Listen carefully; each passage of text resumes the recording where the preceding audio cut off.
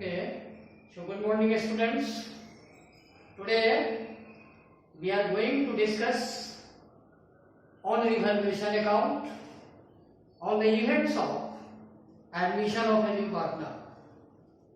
When new partner admitted in partnership firm, we have already prepared revaluation account.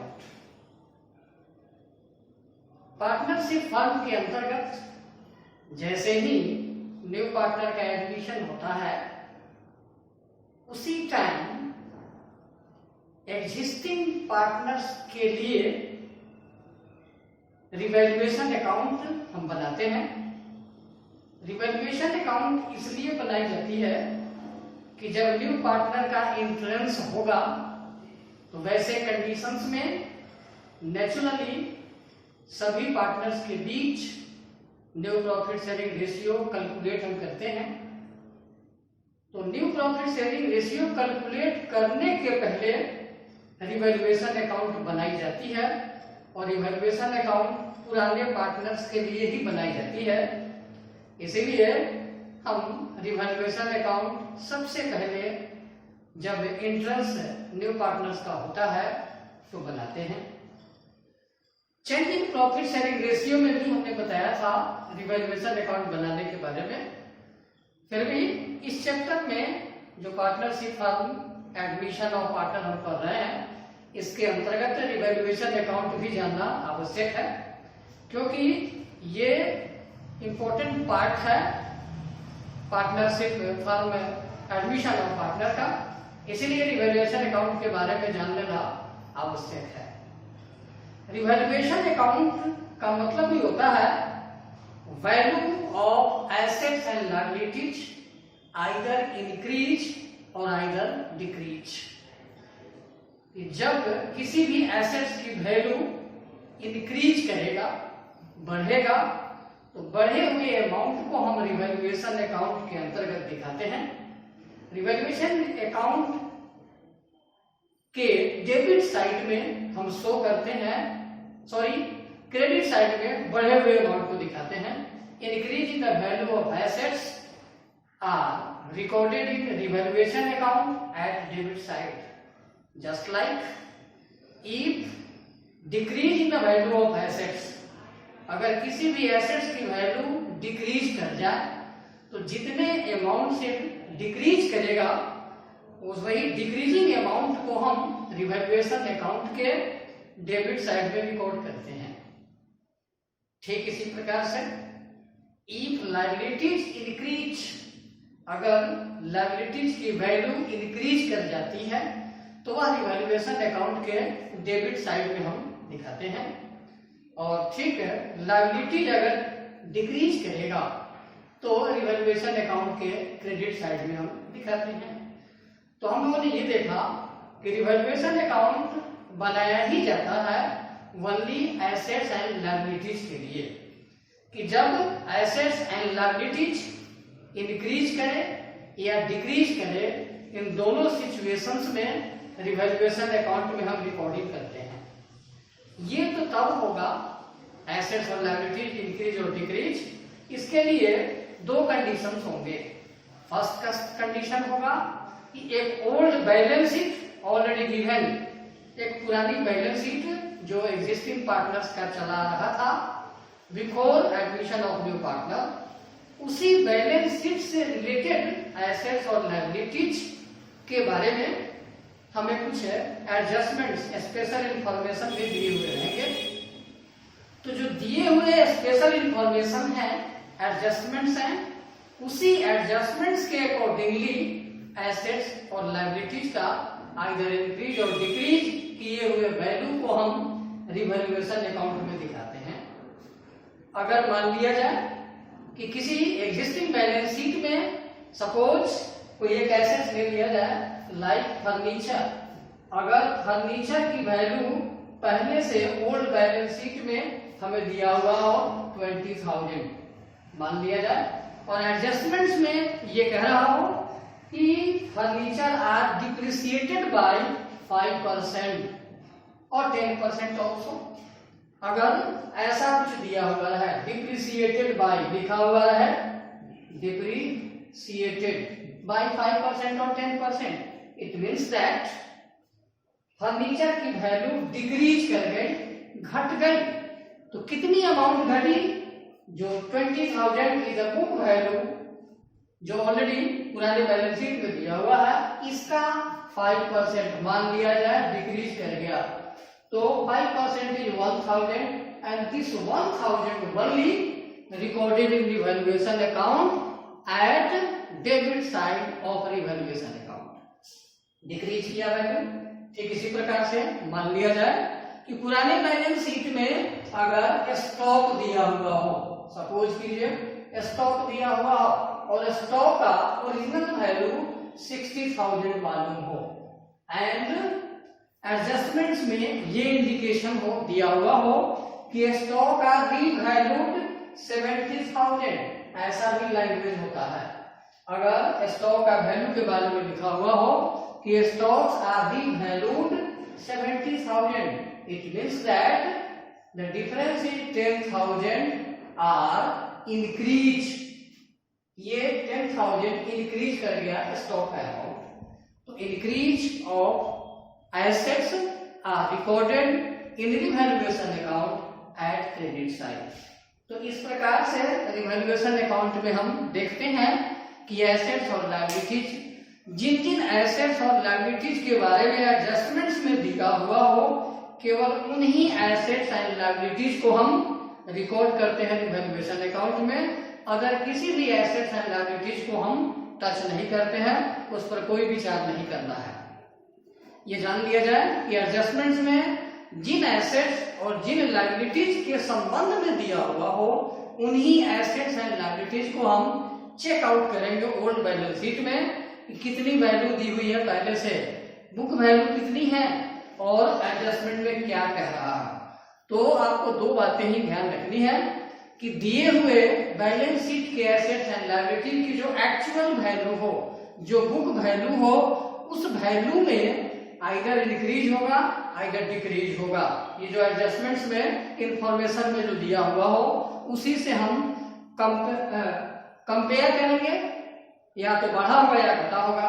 अगर assets की value घट जाए, ध्यान रहे, तो डेबिट साइड में रिकॉर्ड करेंगे रिवैल्यूएशन अकाउंट में। अगर एसेट्स की वैल्यू बढ़ जाए तो इसे हम रिवैल्यूएशन अकाउंट में क्रेडिट साइड में रिकॉर्ड करेंगे।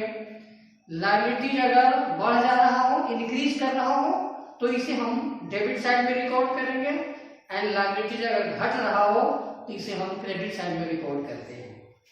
ये हुई पुराने बैलेंस शीट और एडजस्टमेंट की बात।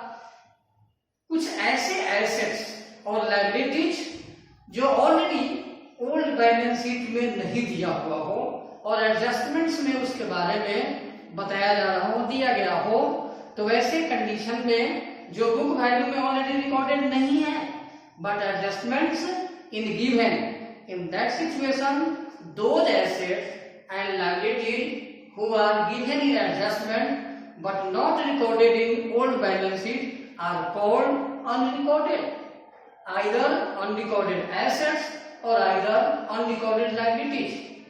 तो इस कंडीशन में जो अनरिकॉर्डेड, जिसका मैंने डिफाइन किया, जो बैलेंस शीट में नहीं है बट वो हमें एडजस्टमेंट्स में दिया हुआ है, तो ऐसे कोई भी अगर एसेट्स दिए हुए होंगे तो that is unrecorded assets and are recorded in credit side of revaluation account.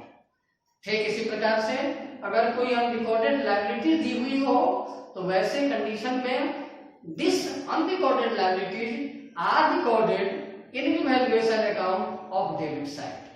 तो ये सिचुएशंस बनती है। अब एक सवाल खड़ा हो सकता है कि how debit side recorded and how credit side recorded. You know, revaluation account is just like the nominal account. Nominal account हम लोग 11 में पढ़े थे। नॉमिनल अकाउंट का रूल था all the expenses and losses are debited and all the incomes and gains are credited। ठीक इसी base पर रिवैल्यूएशन अकाउंट का भी हम निर्माण करते हैं, रिवैल्यूएशन अकाउंट बनाते हैं। इसीलिए जब एसेट्स डिक्रीज किया, इसका मतलब फर्म के लिए लॉस है, उसको डेबिट में रिकॉर्ड किया जाता है। जब एसेट्स इंक्रीज किया, इट मींस दैट ये फर्म के एसेट्स को बढ़ाता है और यह फर्म के लिए गेन है, तो इसे हम क्रेडिट साइड में रिकॉर्ड करेंगे। ठीक इसी प्रकार से अगर लायबिलिटीज इंक्रीज करता है, इट मींस दैट ये फर्म के लायबिलिटीज को बढ़ाया, जवाबदेही बढ़ी फर्म की, इसलिए इसे हम डेबिट साइड में शो करेंगे।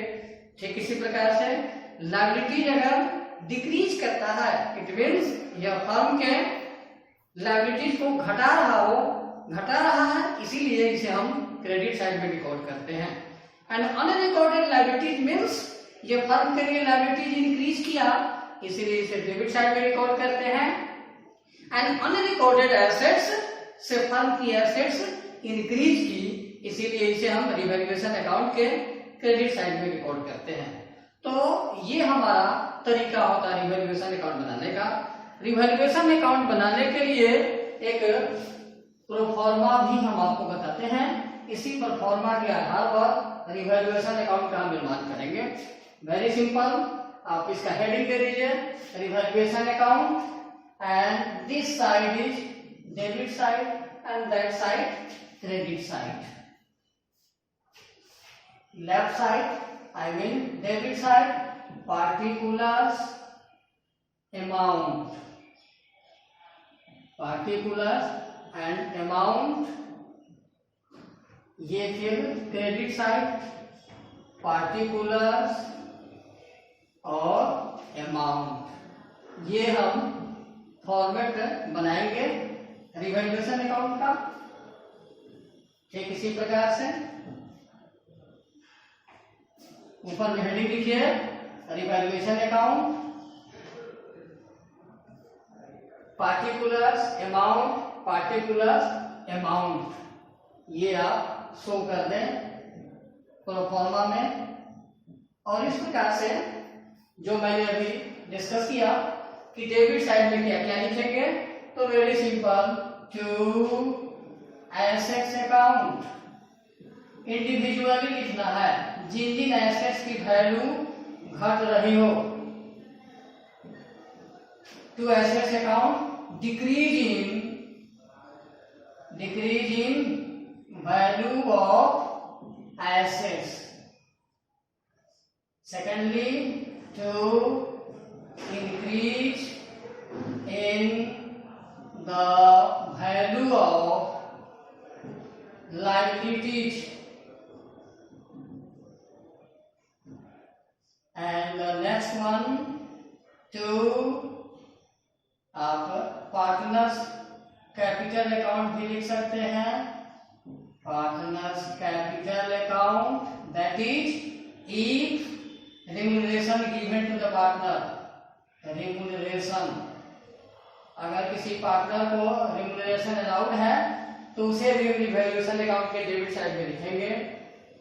एंड टू कैश और bank account when any expenses paid, ये कोई भी एक्सपेंसेस पेड होगा, ऐसे कंडीशन में हम रिवैल्यूएशन अकाउंट के डेबिट साइड में दिखाते हैं। तो डेबिट साइड में उसके बाद finally to unrecorded liabilities,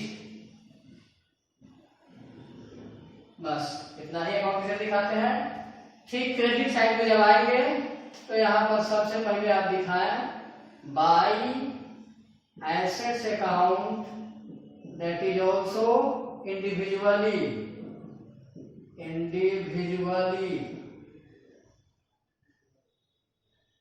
increase in assets, अगर एसेट्स की वैल्यू इंक्रीज कर जाए। By, second is by liabilities account, ये भी इंडिविजुअली ही होगा। कब? जब decrease in value of liabilities, जब लायबिलिटीज की वैल्यू डिक्रीज करेगी। And the next one finally by unrecorded assets, जो एडजस्टमेंट्स में दिया हुआ रहेगा बस इतने ही आइटम्स को हम रिवैल्यूएशन अकाउंट में दिखाते हैं। फाइनली ये लास्ट में हम लोग बैलेंस करेंगे। जब आप बैलेंस करेंगे तो naturally one side amount is bigger than another side. इसके लिए दो कंडीशंस होगा। The first condition is if amount of credit side is more than the debit side then we get profit to profit transfer to partners capital account। ये transfer हो जाता है partner capital account में। Just opposite if debit side amount is greater than credit side then we get loss and it is by loss transfer to partners capital account also in their own profit sharing ratio। तो either profit होगा या either loss होगा। Condition हमने जान लिया कि अगर credit side का अमाउंट ज्यादा हो और डेबिट साइड का अमाउंट कम हो तो ये प्रॉफिट कहलाएगा, क्योंकि credit side always shows income and gains and debit side always shows expense and loss। So credit side more than debit side, then we get profit, and the gain on profit or gain on devaluation is transferred to all partners capital account in their all profit sharing ratio। If the amount of debit side is more than credit side, then we get loss and that loss transfer to all partners capital account in their sacrificing ratio। तो इस प्रकार से हम लोग revaluation account बनाते हैं। Revaluation account जब आप बनाएंगे तो नेचुरली इसके लिए अकाउंटिंग एंट्रीज भी कुछ पास करना होगा। I mean general entries pass करने होंगे। इसी रिवैल्यूएशन अकाउंट पे क्या क्या जनरल एंट्री पास किया जाएगा, इसके लिए वेरी सिंपल, ऊपर में आप लिख दें अकाउंटिंग एंट्रीज क्या क्या होता है। इसके लिए हमने पहले भी बताया था, फिर से रिपीट कर रहे हैं इसमें हम लोग। इसके लिए पहली जनरल एंट्री हम पास करते हैं इंक्रीज, सॉरी डिक्रीज लिखो। Number 1 is decrease in the value of assets for decrease in the value of assets, साथ में इसमें ले लीजिए for increase in the value of liabilities and तीसरी चीज भी ले लीजिएगा और अनरिकॉर्डेड लायबिलिटी। इन तीनों चीज के लिए हम एक ही जनरल एंट्री पास करेंगे।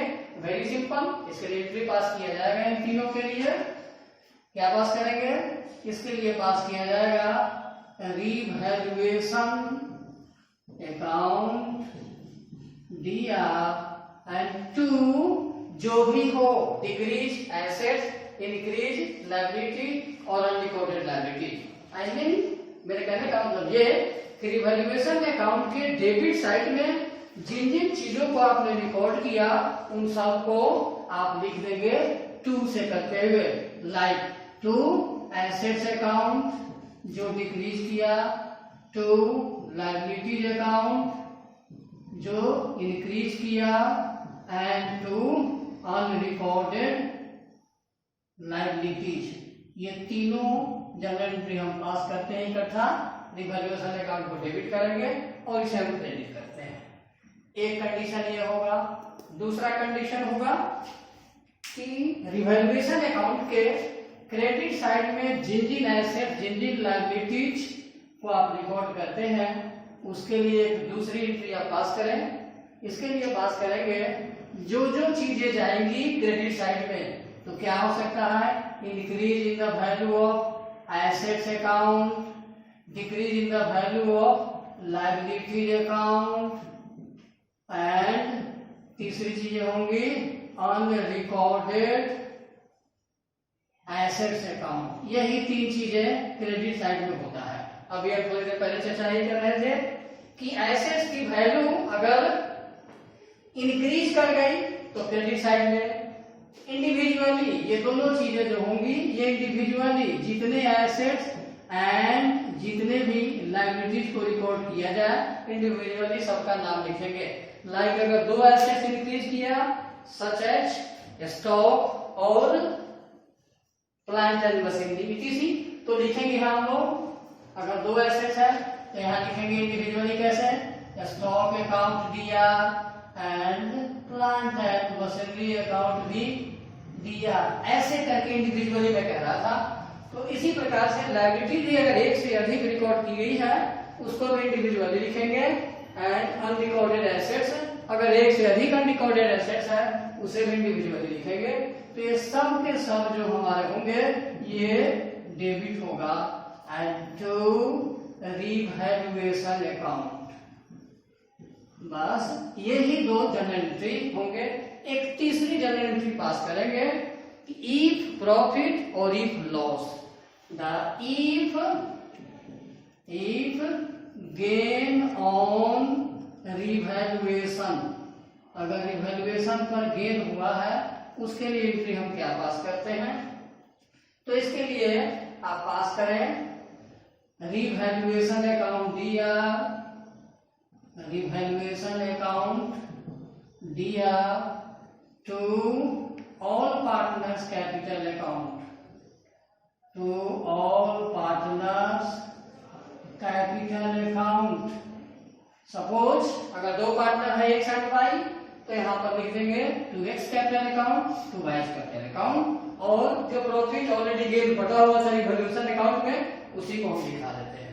ठीक इसी प्रकार से कि अगर मान लिया जाए कि इफ लॉस ऑन रिवैल्यूएशन, अगर रिवैल्यूएशन अकाउंट पे लॉस हुआ हो तो इसे भी हम ट्रांसफर करते हैं पार्टनर कैपिटल अकाउंट में, और इसके लिए हम क्या जनरल एंट्री पास करेंगे, तो यहाँ हो जाएगा जस्ट इसका opposite all partners capital account दिया to revaluation account, to revaluation account. Suppose अगर दो पार्टनर्स हैं एक्स एंड वाई और आइदर ए बी और आइदर राम श्याम जो भी हो, तो यहाँ पर ऑल पार्टनर्स की जगह यहाँ पर हम लिख देंगे मान लीजिए दो पार्टनर है एक्स कैपिटल अकाउंट दिया एंड वाई कैपिटल अकाउंट दिया ऑल्सो। इस प्रकार से लिखेंगे इंडिविजुअली, अगर नहीं है तो सीधे partners capital account to revaluation account. तो ये हमारा अकाउंटिंग एंट्री होता है रिवैल्यूएशन अकाउंट पे। तो इस प्रकार से हम रिवैल्यूएशन अकाउंट बनाते हैं और यही तरीका है।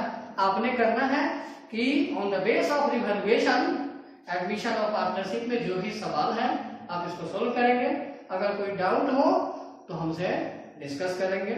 अगले क्लास में मिलते हैं पार्टनर्स कैपिटल अकाउंट कैसे बनाया जाता है on the events of admission of a new partner. इसी चैप्टर पर डिस्कशन अगले चैप्टर में हम लोग करेंगे, अगले क्लास में करेंगे। Thank you.